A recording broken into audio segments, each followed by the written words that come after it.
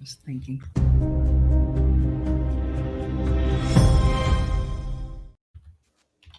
Hi, everyone. Welcome to another episode of Passive Income Active Wealth. I'm Bill Fairman. This is Wendy Sweet and Jonathan Davis over in the corner. How's it going? We are Carolina Capital Management. We do make loans, in case you people wanted to know. Yeah, that's why we're here. We also have a fund that people can invest in. Mhm. If you are interested in borrowing money, we lend in the Southeast, mainly in the Carolinas, but throughout the Southeast. CarolinaHardMoney.com is the website. Go to the borrower tab and click on, actually, you don't even have to do that. As soon as you get to the front page, click on apply now. If you're interested in passive returns, click on the investor tab and that'll take you to some explanations, right? Yeah, that's exactly right. Lots of explanations. Don't forget to subscribe, share, like, hit the bell. And we want this show to be as interactive as possible. If you have any questions, we have a comment section, depending on the platform that you're using. It's either on the right-hand side of the screen or underneath. Okay, so you're welcome to ask a question. If we can't get to it, we'll certainly get to it later and bring it up in an upcoming show. Right, and you may notice our tagline across the top. It says the most trusted voice in hard money. You have to say it like this. Is that Bill's voice or Trusted your voice? Yeah. Whose voice would that be? Now, it's almost like saying that a used car salesman is honest when you say a hard money loan and trusted voice in the same sentence. It's kind of like an oxymoron, and we're very cognizant of that. It's important to us to we've got that program, Answer the Ugly Questions. Yep. And it's important for us to make sure that people that are in this business know not only the good, but the bad and the ugly too, because there's a lot of bad and ugly about it. Right? Well, not only that too. We want people to get the best benefit they can. Mm-hmm. And we are always telling people the best way to get money, the least expensive way to get money, is to do it with a private investor. Mm-hmm. The thing about it is, though, that private investors don't have infinitely deep pockets. That's Not that right. we have infinitely deep pockets, but we have bigger pockets than most individuals. Yeah. And that said, you always need a relationship with a hard money lender, mm-hmm. because a private lender isn't always going to be available for you, or maybe they're tapped out. But as a matter of fact, I'm getting ready to do, I'm going to be the keynote at a RIA meeting, and part of my presentation is on how to find private lenders. Yeah, which is kind of like telling people to go elsewhere for your money. That's right. But that's because we always know that there's a need for us regardless. Right. Yep. That said, we have a wonderful guest. We're asking questions to private lenders. Yeah, some of our, and so maybe we should start off by saying this. We got into this business not by starting a fund. We got into this business because we started lending other people's money. In fact, we got to a point where we had like $23 million of other people's money. It wasn't ours. We wished it was, but we lent money out for other people as hard money. That's what we did. We were kind of like, we're brokers on it. We still do that. Mm-hmm. Still broker other people's money. And one of the things that I think is really, really important is, when you have a fund and you're lending money out of a fund, you've got all these documents. It has to be done with the SEC. You've got a lot of guidelines and parameters and people watching over your shoulder. And that's not the case if you're just lending other people's money, on what we call a one-off thing. That's where you have to be trusted in what you're doing. And the people that you're working with have to trust you and like you and know you and understand what you do. And really the only way that we could get them to that point was to educate them as much as we possibly could, so they knew not only about the loans, the deals that we were doing and the borrowers that we were working with. But, what's this person going to do when the poop hits the fan and everything kind of goes crazy? How are you going to handle that? Because it's going to, right? I was sitting here thinking, is like, whenever, appreciation is when everything's going right and you're doing what you're supposed to. People appreciate you. Like, hey, you're doing what you're supposed to. Trust is built when things aren't going like they're supposed to, and you're still doing what you said you were going to do. You're still doing what you're supposed to do. That's when the trust is built. That's right. That's right. And things are gonna happen. They happen all the time. Good things happen, or bad things happen to good people all the time. And good things happen to bad people. That's right. And I don't understand that. That said, one of the advantages of being a lender, direct lender, versus being in a fund is that you still have the final say on whether you're going to put your money into that particular deal or not. When you're in a fund, you don't have that choice. You're still trusting that the management knows what they're doing, and they're investing in the proper deal. Right. But you have more responsibility. Right. So if you're just lending yourself too. Excuse me. It's not as passive. Right. Right. And it really depends on how much you want to work, how deep you want to get into it. And again, hopefully as a lender kind of doing it on your own, you're lending to the people that you should be lending to, which are borrowers that like and trust, that are going to pay you back. So there's all sorts of different levels of investing as a lender that you can get into depending on how much time you have and what you want to do and that kind of thing. So one of the things that we're blessed with is we have several people that lend money to us, not only in our fund, but also on these one-off deals that we have available, which means they might buy something out of our fund, or they might come alongside us and do a loan with us together with the fund. There's a lot of different options, but during doing these type of loans, you build a great relationship with these people that you're working with, and you get to know them really well. They get to know you really well. And there are several that we've just not only built great relationships, but they've become very dear friends of ours. And one of those is with us today. Yeah. So why don't you introduce her before she fills up on all the buffet items in our green room? So we've actually invited a few people, and we've got Don Harris is one of our lenders. He's actually in a closing because he's a real estate agent in real life. That's what he does during the day. And hopefully he'll be out of that closing soon. He's a dear friend. But another person that we have here is a dear, dear friend of all of ours, but especially me. She's my bud. Is Susan Jensen. Her and her husband Dale have been lenders with us for a long time, and we're gonna. She's in the fund too, right? So she's in the fund too. She does one-off lending. Her kids do IRAs, and her kids are grown up. They do IRA lending with us as well, and Sue's been through the good, the bad, and the ugly. So sure. I thought, and so has Don Harris. So I thought it was really good for them. The longer you've been in real estate, the more you see. That's right. So I thought they'd be great people to bring on so we can share their stories. Sue, have you returned? I have. Yes. So, welcome, by the way. Yeah. Thank you. Thank you so much for being on. Yes. Sure. And Susan is just, she's a dear friend. She's an awesome person.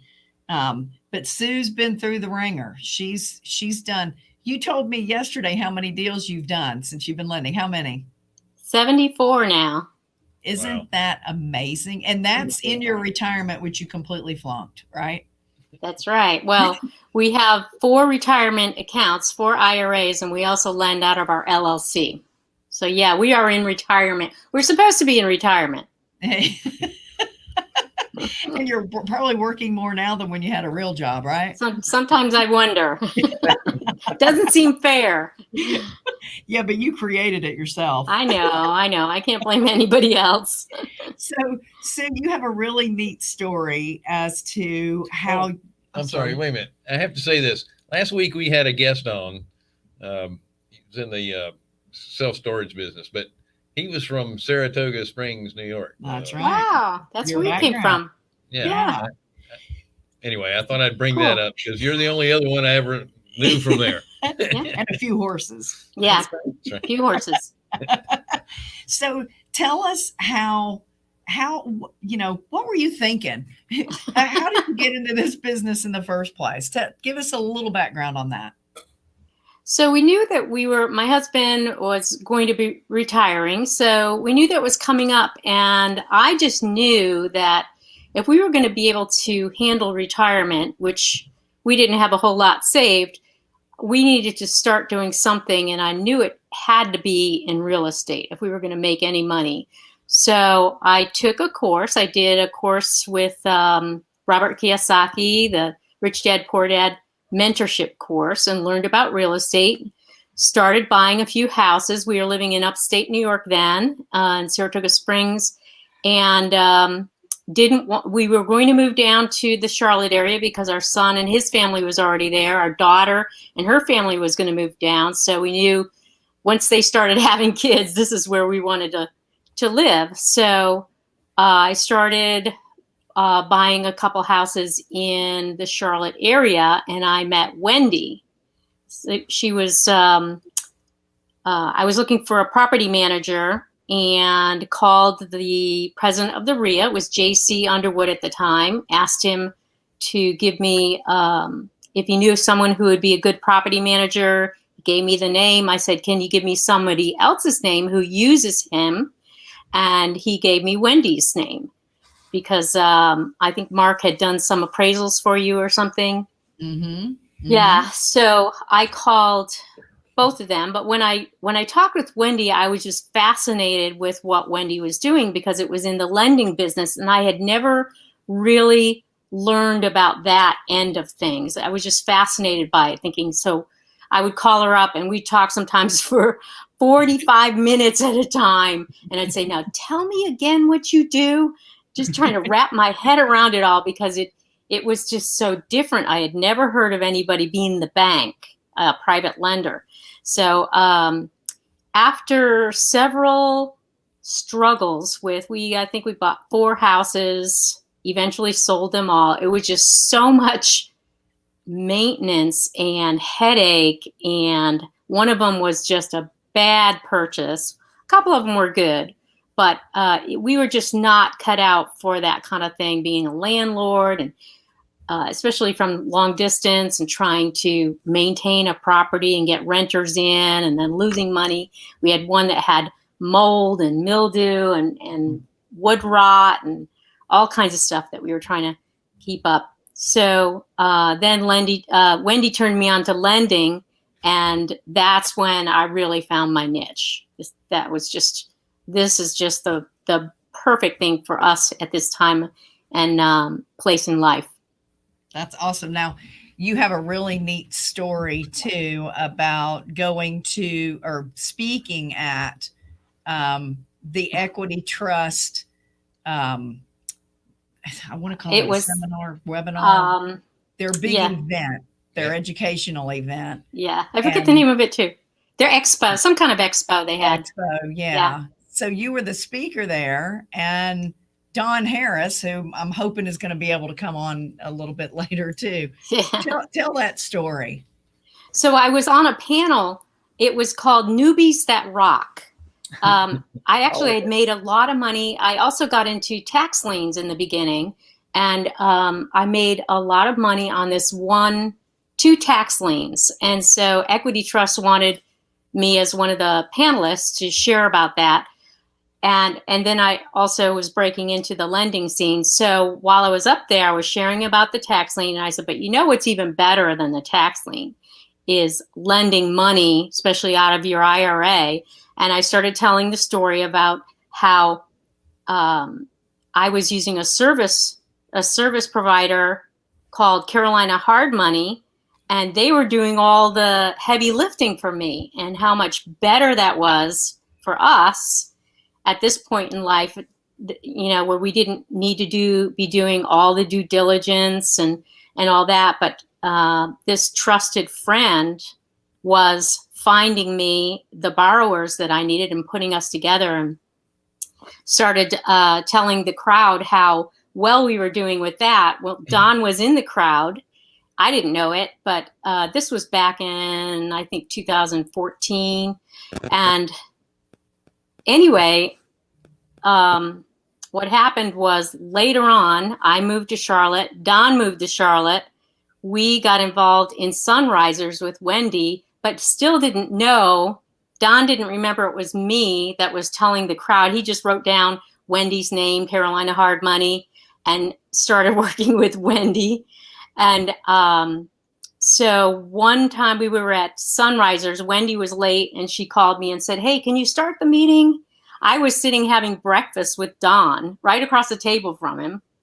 And so Wendy calls, says, "Can you start the meeting at Sunrisers?" And we always do a devotional. I was talking about how God puts people together sometimes when you don't even realize it, and you might realize it later on in life. And Don speaks up and he says, "Yeah, that happened to me." He said, "I was at this equity trust conference, and this lady got up on stage and she started talking about Carolina Hard Money and this lady, Wendy Sweet." And as soon as he said that, I knew it was me. I mean, what are the odds? And so I just let him talk.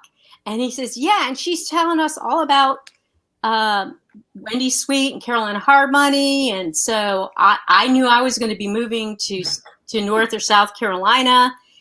Ended up, I made sure that I got to know Wendy and started working with her. And now I'm coming to Sunrisers.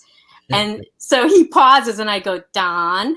He goes, "Yeah." I said, "That was me." And he goes, "What?" And I said, "That was me." And he goes, "No, it wasn't." And I said, "Yeah, that was me.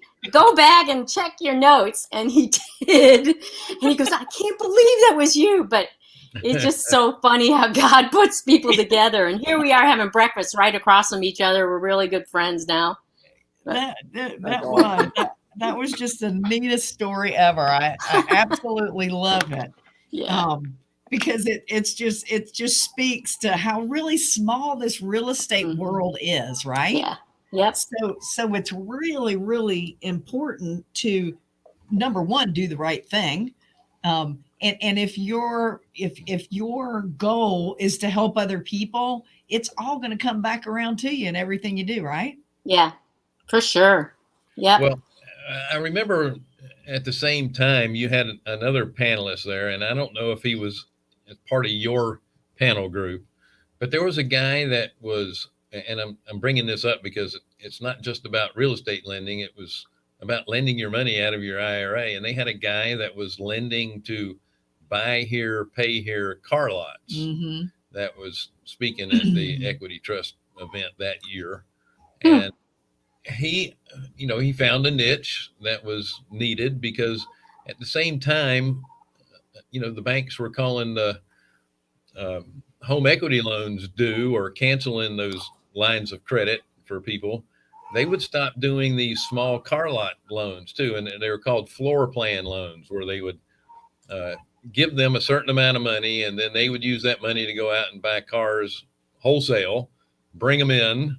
And then when they sold those cars, then they released those titles, and that was kind of their collateral. But he was getting 18% interest on a revolving account from these car dealers. Wow. And sometimes they'd sell the same car 4 times, and he would get a release fee of $200 or $300 every time he released title on them. And he was only lending, I think, like $10,000 per dealership. Yeah, it wasn't much. That was amazing to me. So Stu, let's hear about some of the deals that you've done. I mean, you've 74 deals. You've been through it. There's no doubt about it. And you don't just lend through us. You do stuff on your own. You invest in the fund. There's a lot of things you have your hands in. And we can all sit and talk about how great and wonderful things are. But what I really want people to hear is, what kind of challenges have you had? What are some of the things that maybe red flags you saw, or, things that other people can do to avoid it? Or there are just some things that there's no way you're gonna avoid it. It's how you Right. handle it once once you're in the trenches. So can you think of some stuff you might want to share with us on that? Yeah, well, I do most of my loans through Carolina Capital because I really appreciate the due diligence that you guys do. I don't have to work quite so hard at making sure that all my I's are dotted, my T's are crossed, because I trust you guys, that you've been in this a lot longer than I have. You know what to look for, you know the market, and you're holding the draws for the builders and all that. And so I would say probably 90% of what I do is through Carolina Hard Money, and the rest I do private loans with friends of mine mostly. I don't venture out too far when I do my own loans, because I want to know if they're people that I know, like, and trust. And I also know that you guys, you connect me with people that you know, like, and trust. So I've got that in my favor too. But we had a few that went bad, and thankfully they were ones that you guys handled for us, which I really appreciated. I mean, there were more than me that were in some of these loans, and we lost some money. And you figure in anything in real estate, you're going to lose money at some point, especially when you do 74 deals. There's going to be, the chance is going to be higher that you're going to lose some money somewhere. So we've made a lot of money. We lost a little bit of money here and there, but just on a handful. So it's not a lot, but it happens. And what I appreciated in those, there were actually 5 houses that we lost money on. What I appreciated was that Wendy in particular worked really hard with those borrowers and those houses to make sure that they were ready to be sold, and we got the best price, and everybody got paid the most. And I mean, if anybody lost money, it was you guys. Yes, we know. You lost a lot of money too. So, I mean, we went through it together. I was with you when you were crying at times, and there was nothing that we could do, because it was just one of those things where the borrower was way out over his skis, and so I appreciated that you guys were in it too, and we did the best that we could, and we recovered. And it's going to happen in anything in real estate from time to time. You said something I think that's real important, and I'd like you to elaborate a little bit on that. All that you said was great, but you said you like lending to people that you know, like, and trust, and you don't stray too far from who you know when you're lending on your own. Yes. So why is that important to you? Because I know their character, so that if they get in trouble, they'll communicate with me. We can work together at it. If they do get in trouble, so far no one has. Everybody's been very solvent and successful. So all our private loans have gone well. I don't mind bringing the interest rate down a little bit if I know that I'm with a friend that I can trust. It just means a lot to me. It gives me peace of mind knowing that I know these people, that I know that if they get in trouble, they're not going to just ditch and run, and make sure that they're taken care of. They're going to take care of me too. Yeah. So. And you mentioned, I think either yesterday or the day before we were together, that you've got some loans that have gone over their term that you originally set up, but they're paying on time. Yep. and you have no issues with them. So how does that affect you, if it affects you at all, that they go over their term? What's the good and the bad of that? Well, if they go over their term, we can always do a modification, a loan modification. And if it's with the IRA, I just make sure that the IRA custodian gets that loan modification. I usually draw that up and we both sign it and we extend it. The bad would be that there would be no points that I would be getting if we go too long. Like say if we were going to go 12 months and we ended up and I got a point or 2 points on the front of that. If we go further, I'm not getting those points that I would normally with a new loan. But on the other hand, the upside is that I don't have to try and place that money again too. Right. That's a good So way it's to just look at it's always working. So with friends, I don't mind. I don't mind going 2 years if they need the money for 2 years. So we work it out. So what kind of due diligence are you doing personally on houses or people or both? So most of my due diligence will be on the people because they'll send me their paperwork and their appraisal or all of that. But I just want to make sure that the loan to value is like 65 to 70%, that they've got plenty of money in the bank, that they're not, stretched. I want to know what their history is, that they're successful, that the people that they've borrowed from before, that they've got a good history there of paying back their loans. So that's basically, sometimes I'll get recommendations from people that I know for somebody that have worked with them before. Mm-hmm. So those kind of things are what are most important to me. Good.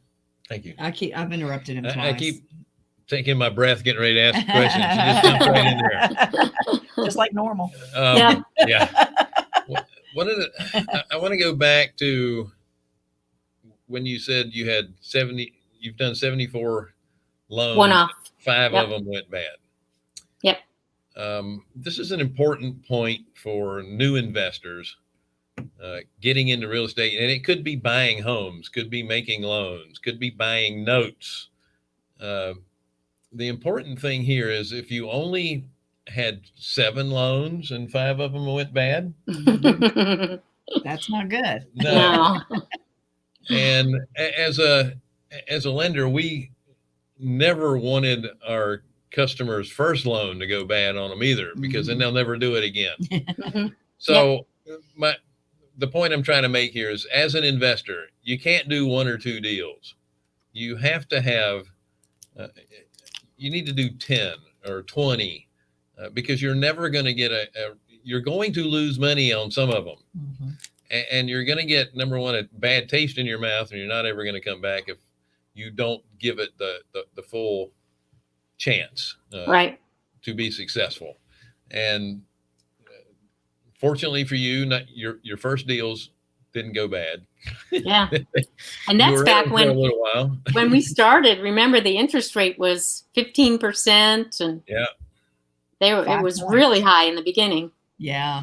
Those were the good old days. And there were renewal fees, and there was all kinds of good stuff back then. That leads me to the next question. What have you been doing a little bit differently than you did before based on the new market normals? Anything? I keep I usually don't lend to one lender more than 150,000. I don't usually go higher than that, no matter who they are. And I know with you guys, you've got your sweet spot too, which I like, because the reason that we got in trouble when we did is those were higher end houses. So I think we all learned from that to stay away from those higher end houses that were harder to sell, especially when the market dropped. And we were hanging on to them for 2 years trying to fix them. So probably just that market, making sure that we're good with the market, and I don't go too high in my lending with any one person. Try to diversify a little bit. That's smart. And actually, a lot of our loans now are split among the last loan I did was split among 4 IRAs. Actually, 3 IRAs and our LLC. So 4 funding sources. So if any of them did go bad, not any one person is going to lose a whole lot. Right. It makes it a little more complicated to do it that way, but when we have money and we each want it to work and we've got little bits of money, we can do it that way out of our IRAs. Yeah, that's a great way to diversify what you're doing. Plus, to keep a small balance in an IRA still working. That's one of the problems with lending money directly, is that the 2 things happen.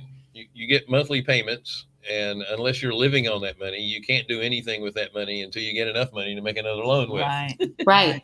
So that money sits there lazily, and if it's a it's a $150,000 loan and you have 200, then you got 50 sitting around doing nothing. Right.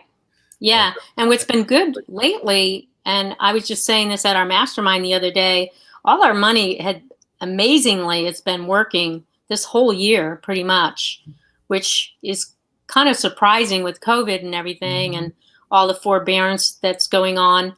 But I think in all of our accounts right now, in our IRAs, you've only got like a couple $1,000s sitting in there, and they're that should be awesome. I know, it's really been a blessing to see that, because there are times in the past where you've got 15, 30,000 sitting in an account. It's just not working, and you just got to wait a couple months until a loan opens up. So that's a blessing. That reminds me of another question. As an IRA person that is investing out of that IRA, there are certain investments that you get into, like your rental properties, where you have ongoing expenses coming out of your account, which means you have to keep money in there lazy, not doing anything, because you have to pay these ongoing expenses. How much of that have you found on the lending side with ongoing expenses coming out of your account? There's hardly anything on the lending side for expenses. I mean, I pay our wires through a credit card. That doesn't have to come out of your IRA. And other than that, there's really nothing that I need to have in there for expenses from the IRA. Did you have any of those rental properties within your IRAs? No, thankfully not. No, those were all in our LLC. So all those expenses were coming out of cash, out of our business. Now, see, if they were in your IRA, then all those expenses would have had to come out of that. Yep. Yeah. That's another benefit of lending over having properties. Now, I don't want to discourage anyone from owning property in their IRA. You just need to understand the pros and cons of either lending or owning property within that IRA. Yep.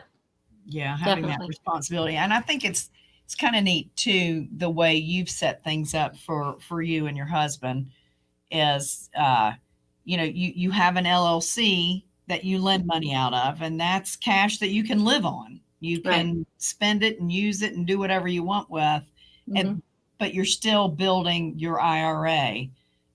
So you've got those tax benefits that come along with that. That's unique. A lot of people are wondering, should I, do one or the other, but you've got it set up to do both. And I think you've got that set up pretty sweet.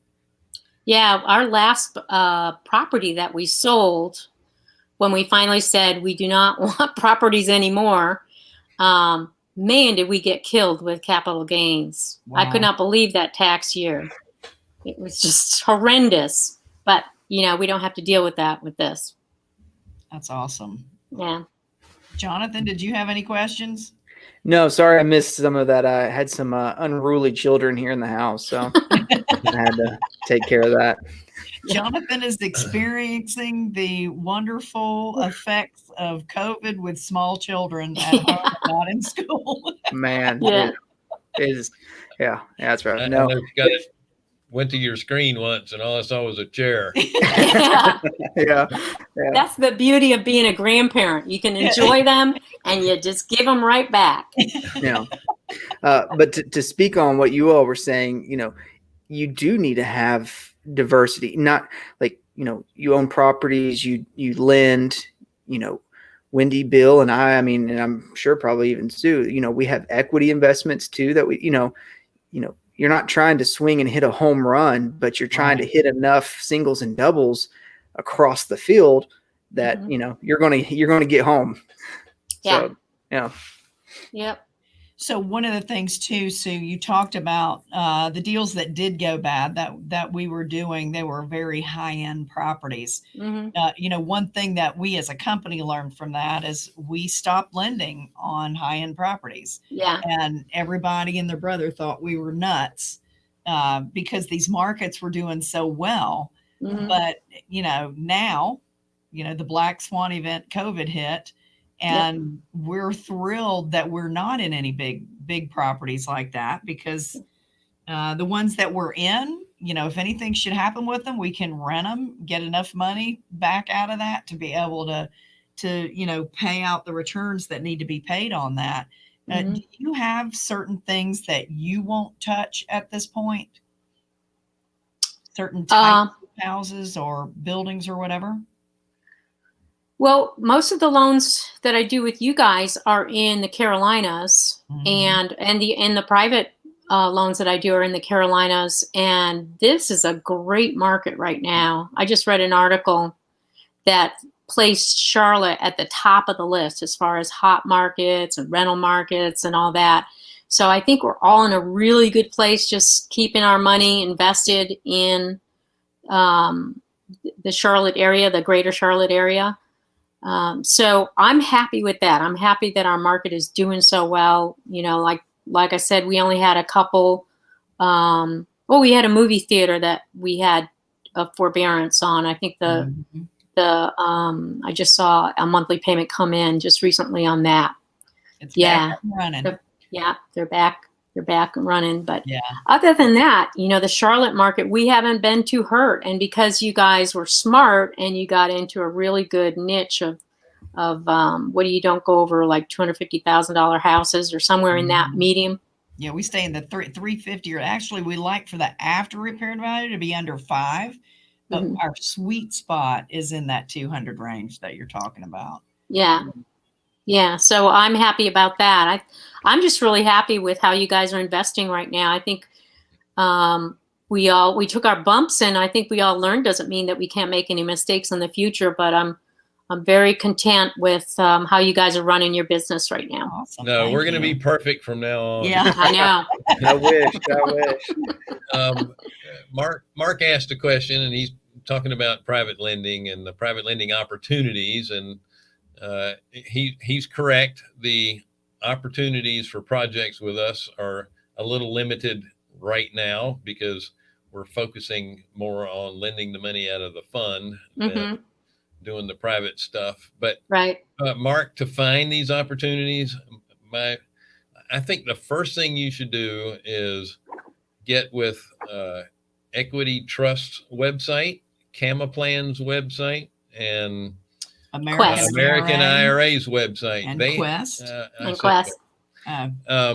All of those websites allow for educational opportunities. And so they're going to have webinars constantly with different investment opportunities that are, now they're not going to recommend anybody, right? But they're going to have different players in the markets that come in and talk about how you can get a good rate of return with what they're doing, and then you can get a relationship with those folks. Doesn't mean you have to have an account.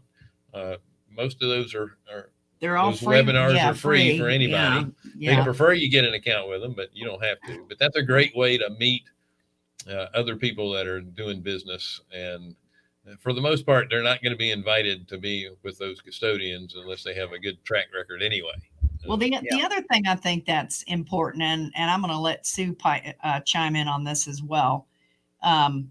You need to get involved with your local real estate investor association and the subgroups that come along with that. Yeah, definitely. I mean, would you say, Sue, that's really where you're getting your placements from? That's where all my sources are from there. For us, a lot of us were involved in Metrolina RIA. I was the executive director for a number of years, so I got to know a lot of people there. Got to know about a lot of people there, their history and their reputation and all that. And then in Sunrisers and the subgroups, you really get to know who people are. And like you said, it is a small community. You hear a lot of things.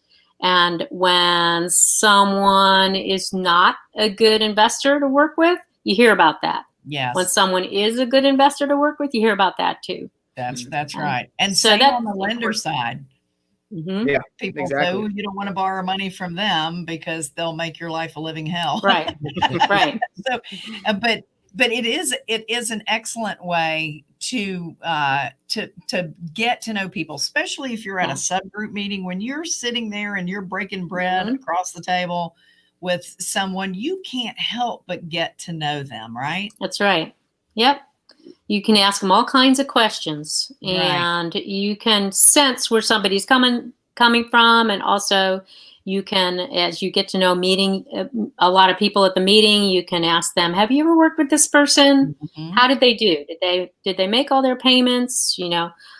So word gets around. I think reputation is a biggie for when I take on another private investor. Absolutely. And I'm going to go ahead and give myself a shameless plug on Sunrisers. Sue brought Sunrisers up. Sunrisers is SON Risers. It is a faith-based investment group. We meet every Friday morning at 7:30. It's on Zoom now, so everybody across the country can be on it. And we do have people across the country that are on it. So the best way to find information about Sunrisers is basically to email me, wendy@carolinahardmoney.com. I'd love to get you on so you can get online and participate in that. And then Sue and I, and Don, who texted me earlier, said he's not going to be able to make it today because he's in a closing, and we praise God for that. But we're in a mastermind together called King City Mastermind. And it's a group of faith-based real estate entrepreneurs where all of us are in the real estate business in one way or another. And it's all about keeping each other accountable and committing your business to God being the CEO of your company. And but there's all kinds of groups out there that you can get involved in. And if you want to know about King City, I'd love to tell you about that too. Send me an email again. I forget our website. I should be ashamed of myself. Yeah, I should know it too. I think it's kcmm.org. It is. That's right. It's .org. kcmm.org. That's correct. I think so. That's a great way to get online and learn about that. And if ours is kind of local, our King City is local, but we can help you start one in your city. And it's been a great resource for us, not only to and Sohill, thank you, Sohill. It's a great way to really get to know other people. And we in these groups, these subgroups that we're all in, you get to know people. It's a great way to do business with each other. You can't help but do business with each other. Right. And again, when we're talking about lending, there's nothing more important than lending to people you know, like, and trust. Yep. I want to make a quick point. Mark had another question about how many points above a bank interest can you charge? First of all, Mark, you're not a bank. You only make loans to legal entities. If you make what's called a consumer loan. So if you make a loan to a person that lives in the house, they don't even have to live in the house. If you make a loan to a person, it's a consumer loan, Right. even if it is for investment That's purposes. true. That's true. But if you make a loan to a legal entity for investment purposes, you are clearly in the commercial space and you're going to avoid a lot of regulations. Now, there's something called a usury law, and it depends on the state that you're in. Or that the house is located in. Well, that's what I meant by the state. Okay, sorry. You're lending in the state where the house is located, and whatever state that house is located in, they're going to have they may or may not have a maximum rate of interest you can charge. You have to look it up. It's called usury. Secondly, you want to be competitive, and at the same time, you want to make sure that it's going to benefit you and the borrower. And you want to build a relationship with them. That's right. You don't want to do one loan. You want to do many. Don't want to set them up to fail. That's right. So those are some things to keep in mind. Sorry. But Mark, if you have any questions about that, I am thrilled to answer any questions that you have. If you want to, your Wednesday, if you want to know more about investing and that kind of thing, I'll help you be a lender. I'll help you. You can reach me on my Calendly link, which I don't know what it is, and I bet Scott doesn't have it. But again, if you'll email me, wendy@carolinahardmoney.com, I'll be glad to set up an hour to speak with you and help you on your way. We'll even share forms and things that we use. And just steps you need to take. And I would imagine Sue would be happy to share what she knows as well. Yeah.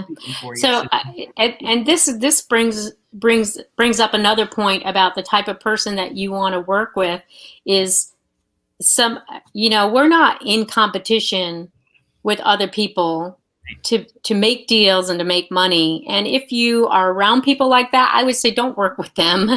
Right. Because they're not the type of investor you want to work with. I would rather work with somebody who understands that they're there to help you. They're blessed to be a blessing to others. And if that person doesn't have that mentality and all they're into is making money and crushing it and dominating, I don't want to go anywhere near that kind of person.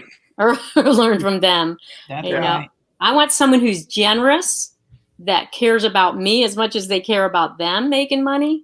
Mm-hmm. You just need to make sure that you're around the right kind of people. Yeah.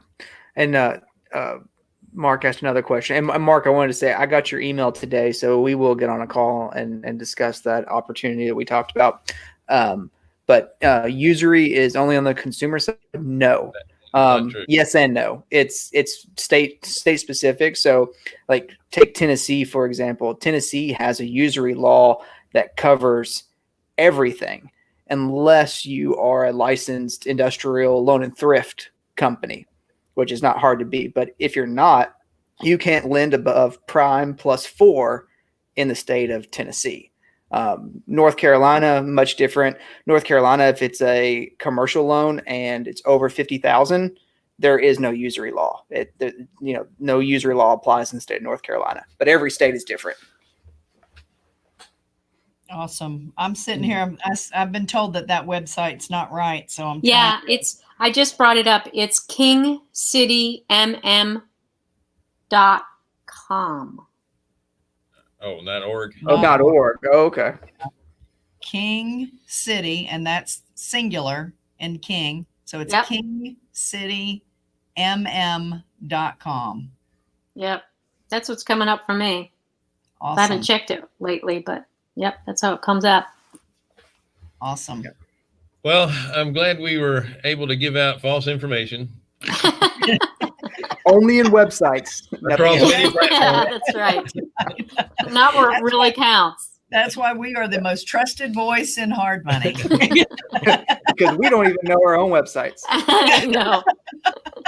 Sue, thank you so much for joining us today. Yeah, you've been just a wealth of information. And what I think is so important is that people understand that this is not all puppy dogs and seashells and flowers and perfection. It's a lot of work And there's a lot of risk in what we do. There's got to be some level of risk in everything that we do. The thing is get really educated on it. Get a crowd around you that understands what it is you're doing, that has been down the road to ruin and been able to come back up it. I mean, that's really, really important. And that's the only way you can minimize your risk, because there are always going to be things that are completely outside of your control. Right. And all you can do is minimize the stuff that is within your control. Yeah. And do your very best to minimize your risk. And you've just got to understand that sometimes things are beyond your control, and it happens to everybody. Right. But when you surround yourself with good people, you'll get through it. Amen. And you'll do fine. You're exactly absolutely right. So everybody, thanks again for joining us on, what is our show again? Passive income, active returns, or wealth. Yeah. Thank you, Sue. Thank you. I do know the name of our company. It is Carolina Capital Management. I love you guys. I appreciate you. We love you. Thank you. Thank you so much for being on. Oh, there it is. CarolinaHardMoney.com is the website. If you're a borrower, click on the apply now. If you're an investor, click on the investor tab. Don't forget to share, like, subscribe, and ring the bell thingy. Y'all have a great day. Tell all your friends. We'll see you next week. All right, bye. Thank you. Bye.